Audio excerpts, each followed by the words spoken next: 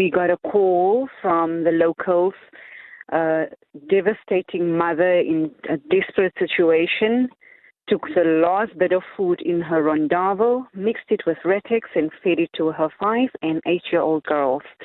It is reported that she did not have enough food to poison herself and her 14-year-old. Instead, she stabbed the 14-year-old in the neck and then later hanged herself with a suicide note that they just can't take it anymore, and it didn't specifically state that she can't see her children dying of hunger, but when the police were on site and all relevant departments, everything pointed towards hunger. And of course, weeks before this tragic incident, this lady went door to door begging for food, borrowing money, just to try and keep the pots cooking. But unfortunately, that is not enough. But this is not a particular case. This is one of many cases that's been happening in Eastern Cape, and especially in the deep rural areas. Where are the support structures? Normally they are. If you look at your rural villages, many of the men leave the village in search of better opportunities. And they often leave the mothers with the children. And in many cases, they do not return. We don't know what's happening out there, why they don't return, but that leaves many houses, female-led or child-headed households in the Eastern Cape.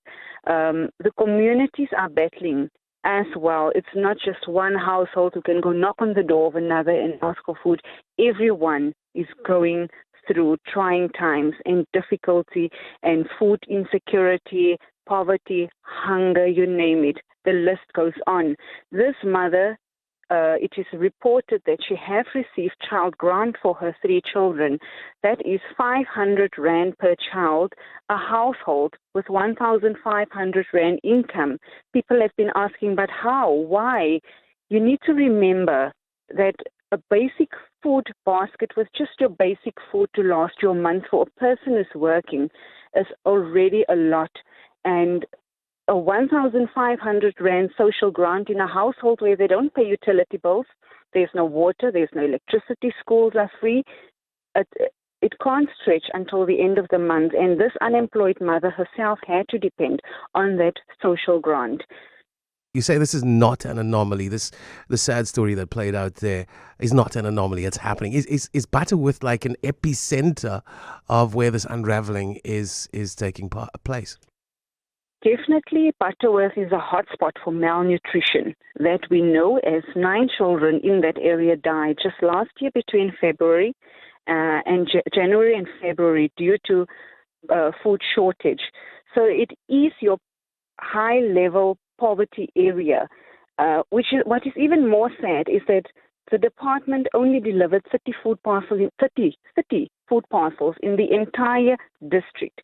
Since last year, Gift of the Givers, when we learned about the high levels of malnutrition, have rolled out 30 million Rand in aid. We have a fortified high nutritional peanut paste that we have so many cases where it worked and it actually reversed malnutrition because these children need special care. We have done that. We have established 50 soup kitchens in various parts of the Eastern Cape. And even our food parcel count have doubled, even tripled in some cases, trying to alleviate hunger.